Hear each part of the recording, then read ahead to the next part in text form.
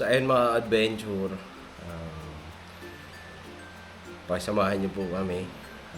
Pagpalang araw po sa ating lahat. At yung kamusta po? At ngayon mga adventure, samahan po kami ngayon vlog namin dahil si Arnel ay pupuntahan natin, ano po. So sana pakisamahan niyo po kami. At kagagaling lang din namin, galing kami Calabanga at para bumili ng bigas. Ayun, bago ang lahat mga adventure, gusto ko magpasalamat. Ayun, thank you po. Maraming salamat po kay Tita Sally. Ayun, maraming salamat po Tita Sally sa ipinagkaloob niyo pong pagmamahal para kay Arnel. Ano po. So ayun, ang ginawa po namin ni Nika, bumili po kami ng isang sakong bigas at bumili kami ng dalawang ng diaper para sa kapatid ni Arnel. At syempre, yung bigas para sa buong pamilya nila, ano po, para hindi na mangutang si Arnel. So ayun mga adventure, at nakita ko si Arnel ngayon.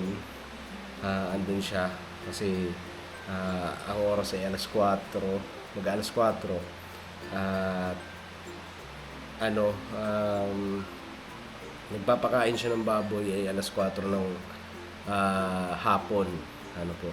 So ayun, nandun siya ngayon sa kasalukuyan nag-aano ng pagkain ng baboy. So yun, mamaya pupuntahan ko. At didiretso na rin tayo para dun sa pumunta dun sa bahay nila.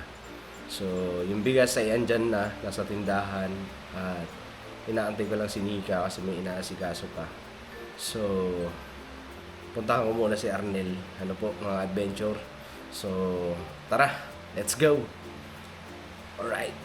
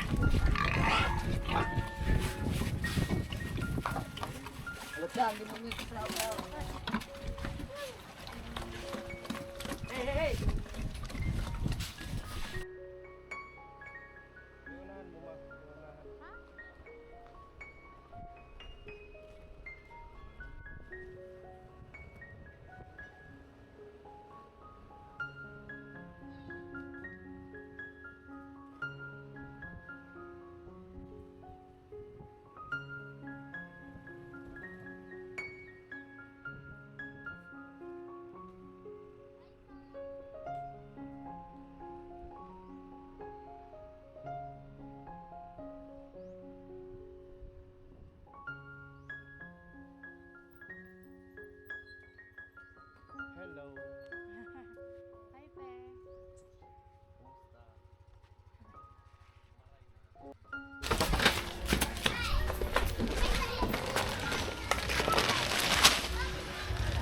Saan kayo lagi ito, te? Ay, pala mo.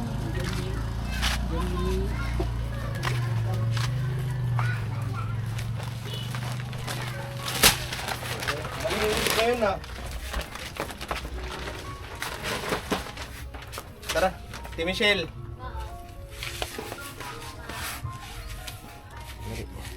So yan mga adventure, dito tayo ulit kaila Arnel. Yun, dito sila Ate Michelle. Kumusta po kayo? Mabuti naman po. Ano, ubos na yung bigas nyo? Opo, konti na. Konti na Lang lang. yung bigas namin. Asa yung bigas nyo? Diyan sa sa puting lagayan. May ilaw ba yan, te? Ang pundido nga eh. Yan Ah. yung problema ko. Paggabi walang ilaw dito. Hindi na namin mabukasan.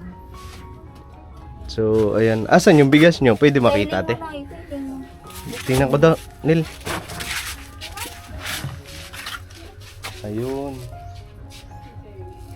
So, sakto kasi may bigas na panibago. Ayan. So, eto. Isang sako, 25 kilos. So, po kate, wala bang magkakarga ng bata?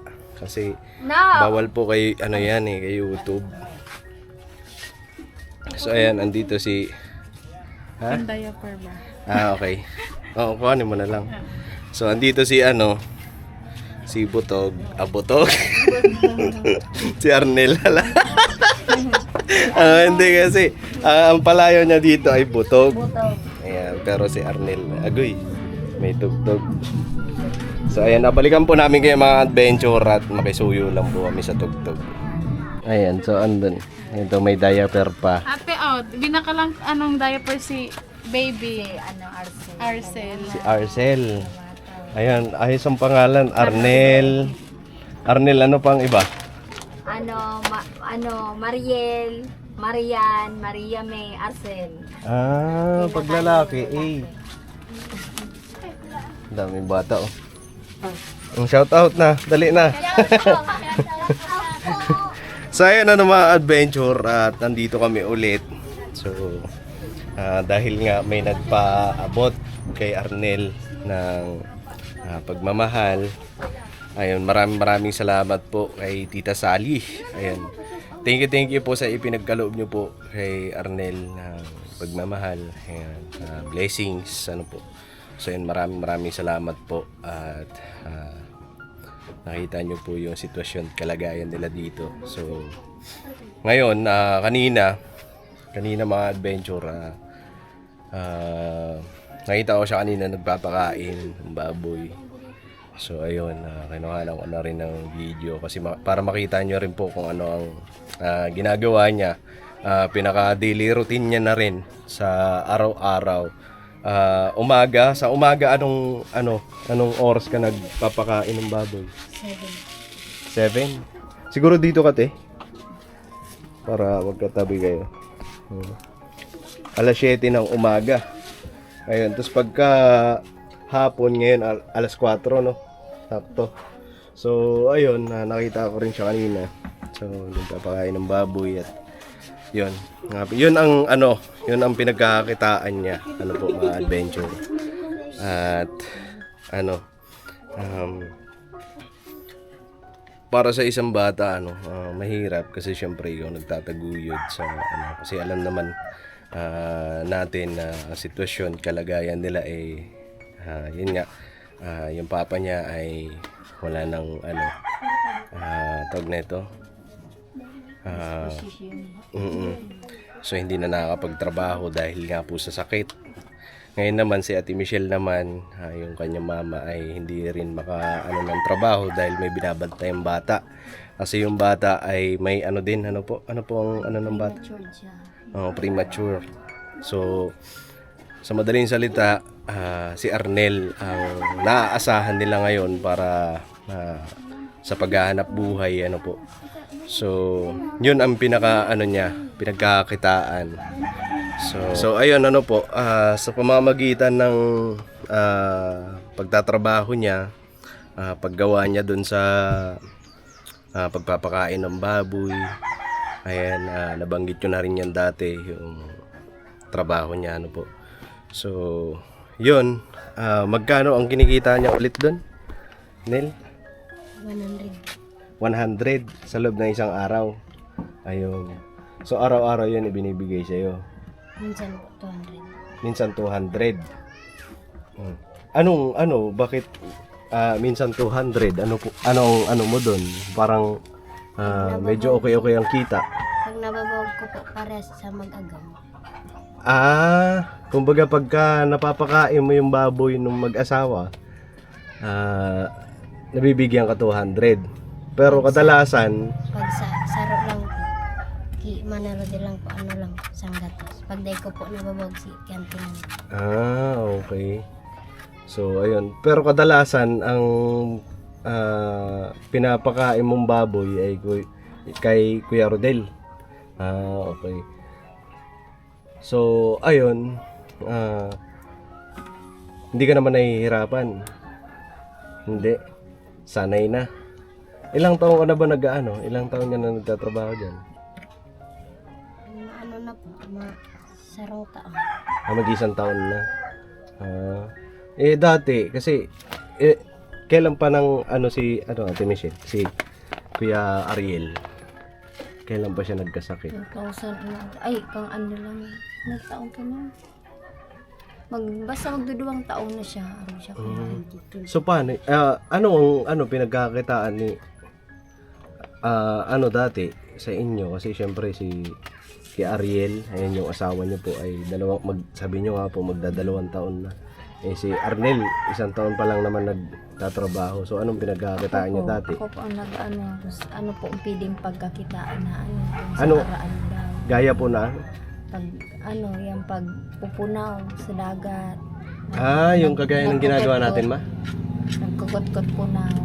Ah. Minsan na anuhan man kami ni Papa itong yaon sa Talakop si magurang ko. Nagatawan man kaming bagas. Iyon na lang itong sa 2 taon na ito. Iyan ang talagang sa kuya. Puros po ako talaga. Nagtuwid. Nagtuwid. Tawag nito. Anong tawag Nagtawid. naman? Nagtawid. Nagtuwid. Nagtawid. So, ayun. Paano pag halimbawa wala din si Papa, si mga kapatid mo? Wala ring Mayo may po. bigay. Mayo kami maginibo. Minsan po may time, may oras nga ng dahil kami na mamangginip. Tuturog na lang. Itinutulog na lang. Kinabukasan nun. Saka naman ako maghahanap. Pag umaga na, diyan ako maglalakad kung saan ako pwedeng makahiram, gano'n. Buti may nagpapautang po. Yung ko nga, ginagarantor ko, yung 4 piece ko na pag dumating ay pag nag-pay out, babayaran ko. Kaso nasasagad din po. Oo. Sa 4 piece. Mm-mm. So pagka May limit lang dapat. pagka withdraw ng 4 piece ay wala na natitira. Parang nanglipad na lang. Oh. Kaya inaanapan nga ako kasi para naman talaga yun sa mga bata, yung 4 piece. Oo. Mas nahihirapan ako pag nagdadating na yung payout o kanya-kanya ng bayad. Kanya-kanya ng punta dito. Sisingil na. Yan ang namin. Buti tawag nito, hindi naman kayo tawag nito, parang ba yan? Parang wala na naman. Wala na matitira. Ako bilang magulang, di ko sa kanila pinaparamdam na yung parang may oras na talagang gusto ko ng mag-ayaw sa buhay. Kaya lang iniisip ko yung mga anak ko, pag lalong pinakita ko yung kahinaan ko na mahina na rin ako, mas maapektaraan sila. Kaya kailangan maggawa akong paraan na ipakita ko sa kanila, lagi akong malakas. Kaya lang yung dumaan taon, talagang dumating na rin sa punto ata na pagod na yung katawan ko. Yun yung 2 beses ako sinugod sa BMC. Namutla na kasi ako noon. Tapos sinalinan akong dugo. Tapos naiwan na yung anak ko dito. Ayun, yung maliit na yan. Oo. Tapos ang pag-uwi ko naman, siya na naman yung isinugod. Yan maliit. Ano yun, te? Parang gaya na sinabi nyo, parang gusto niya ng, bumitaw, ganun. Oo, yung Ano pong naiisip nyo nun? iniiyak ko na lang pag wala yung mga anak ko dito sa loob. Iyak ako ng iyak. Tapos mamaya, pag may dumating, pupunas na lang akong luhang ganon. Papakita ako sa kanila na okay lang. Mama, lalo na itong bunso, itong isa. Mama, gutom na ako. Wala din akong magawa pag minsan kasi nahihiya na rin ako dyan sa mga kamag-anak ko dito na maghiram o kaya maghingi na. Talagang itong maano din to, yung madiskarte. Hihingi din siyang kanin. Oo. Pupuntahin dyan kinalula niya. Lula, mahagad akong maluto. Hmm. O, yun na lang yung ginagawa niyan. O, para malagyan yung dyan niya ng ano. Asa si baby? Ito. Yan yung hingi ng hingi. Siyang nangihingi ng Oo, pagkain. nanghihingi siya ng pagkain. Talagang hindi niya na matagalan yung gutom niya. Oo.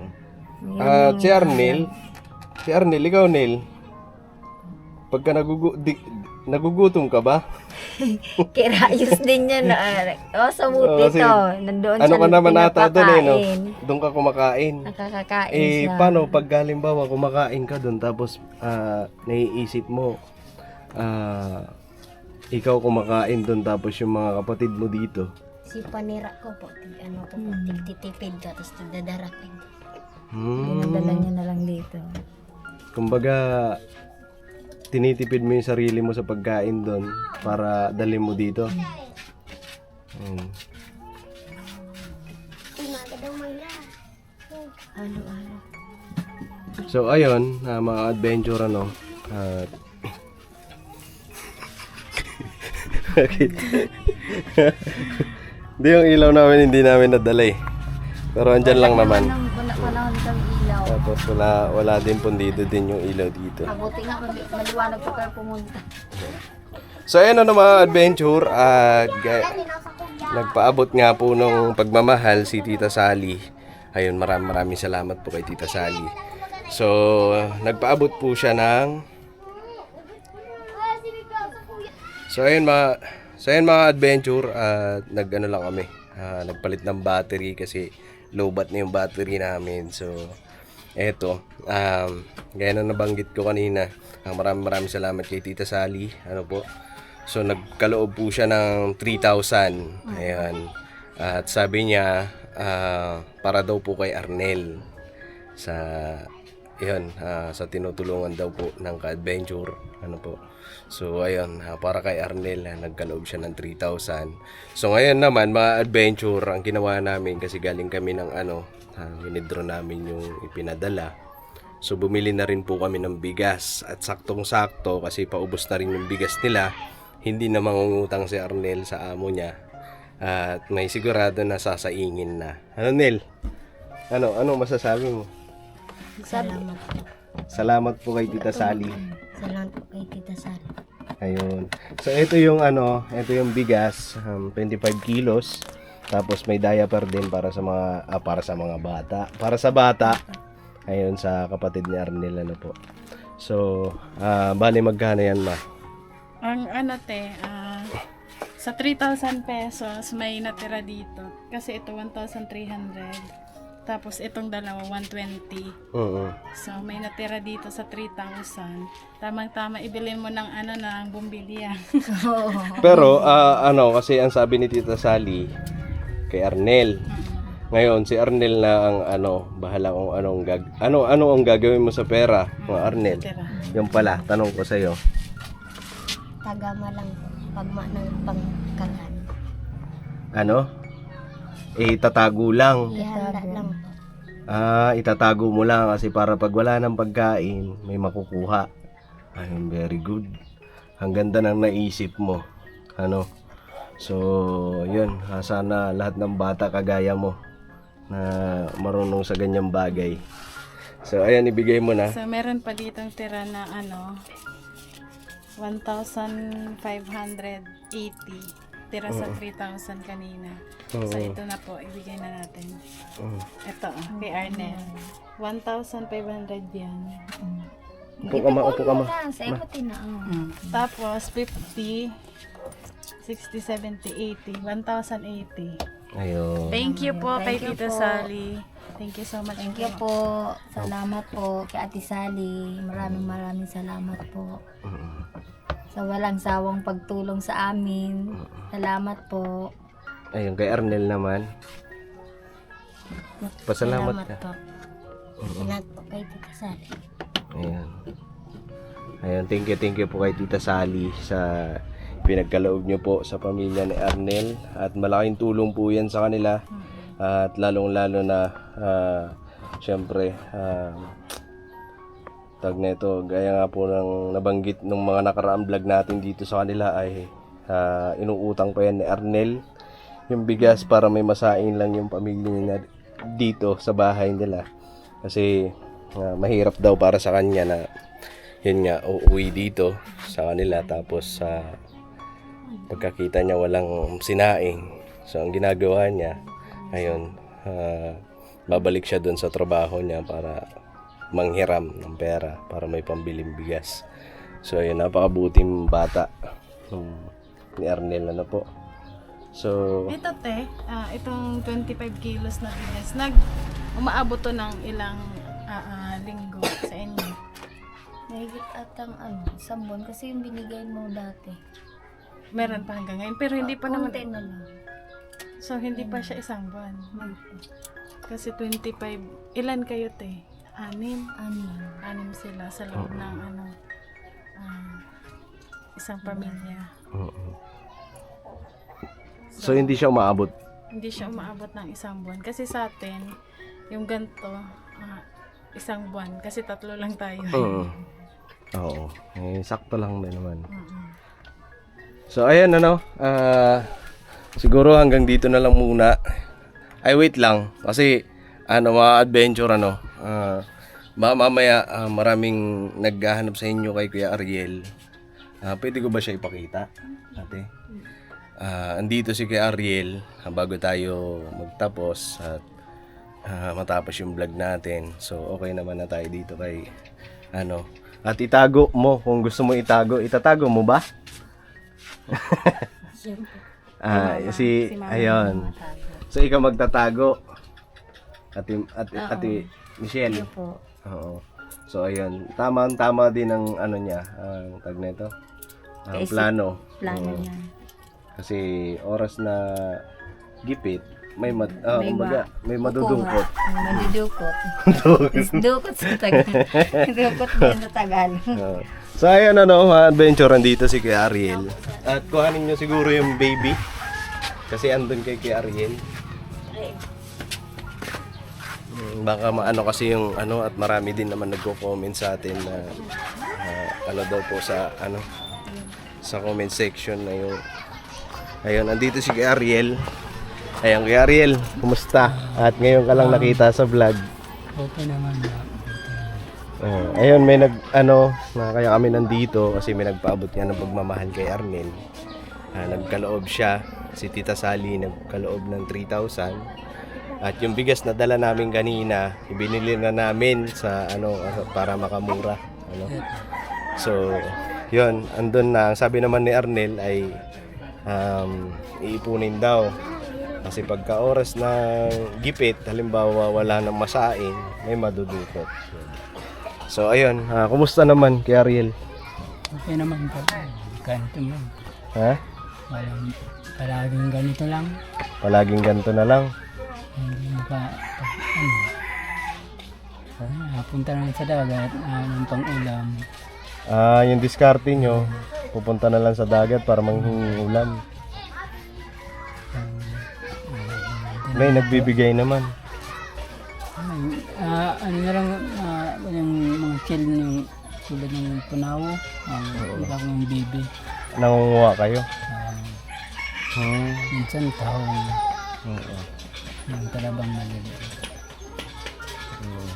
Ilang taon na po kayo, Ariel? 45 po. 45? Ngayong August. So ayan, mga adventure, at nakumusta na rin natin si Ariel. At ayun, ito lang ang diskarte niya kasi wala naman ng gustuhin mo man magtrabaho, wala na no? Hindi na kaya. Ha?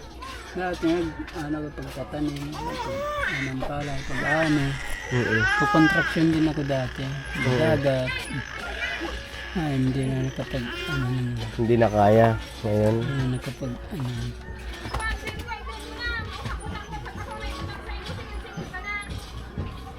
So ayun, mga adventure, masakit bilang para sa isang ama na padre di pamilya ba, kahit gustuin pa natin mag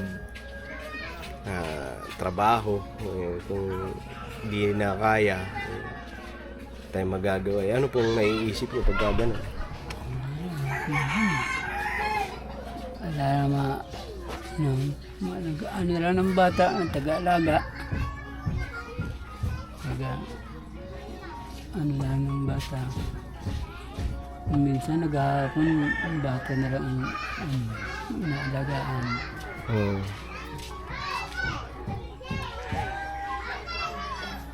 So, ayan. Sige po, Kuya Arnel. Kuya Arnel. Pare-pares kayo ng pangalan. So, ayan. Natutuloy na po kami. At maraming salamat po. Salamat din. At ingat po kayo dito palagi. Yan si Baby. Yan si Baby kasi Magkaano lang mga pangalan. walang short. Magpatunog lang ang mga pangalan.